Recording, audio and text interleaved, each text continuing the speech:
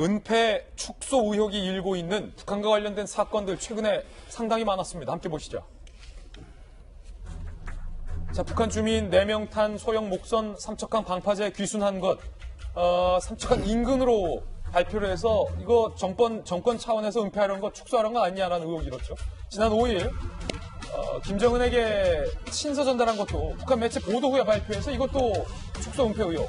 북한 선원 2명 강제 추방한 것도 정작 청와대 관계자의 문자 메시지가 공개되면서 어쩔 수 없이 발표한 것. 이것도 은폐 축소 의혹 일고 있습니다. 이수 변호사님, 예. 오늘 특급 게스트로 나오셨는데 북한과 관련된 것, 김정은과 관련된 것에 대해서 이 정부가 은폐하고 축소하려 했다라는 의혹이 벌써 몇 번째인지 모르겠어요.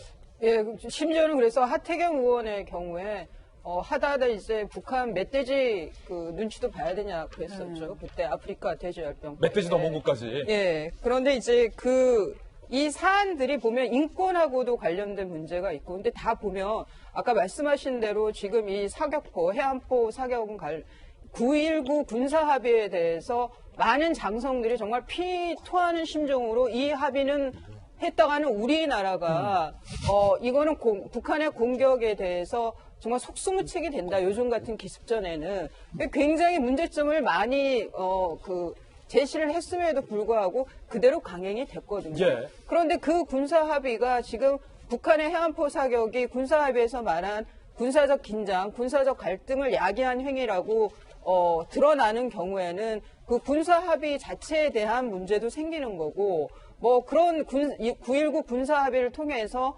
문재인 정권이 지금 남북 간의 긴장을 해소하고 있다. 대북 정책은 참 잘하고 있다. 부동산 정책만큼 잘하고 있다고 하는 걸 대북 정책이라고 얘기했어요.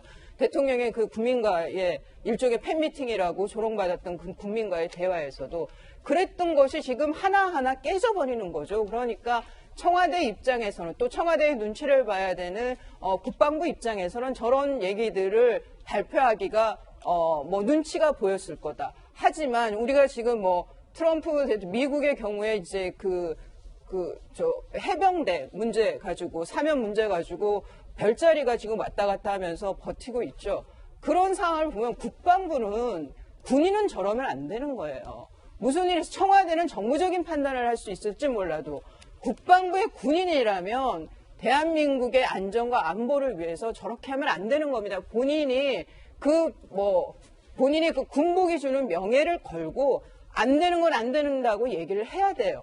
저는 그런 면에서 정말 국방부에 있는 그 수뇌부들에 대해서도 유감스럽고, 지금 또 하나는 청와대의 경우에 몽상가하고 비전이 있는 거하고는 정말 큰 차이가 있어요. 저는 제일 대표적인 거는 현실감이 없으면 그거는 몽상에 불과하다고 보입니다.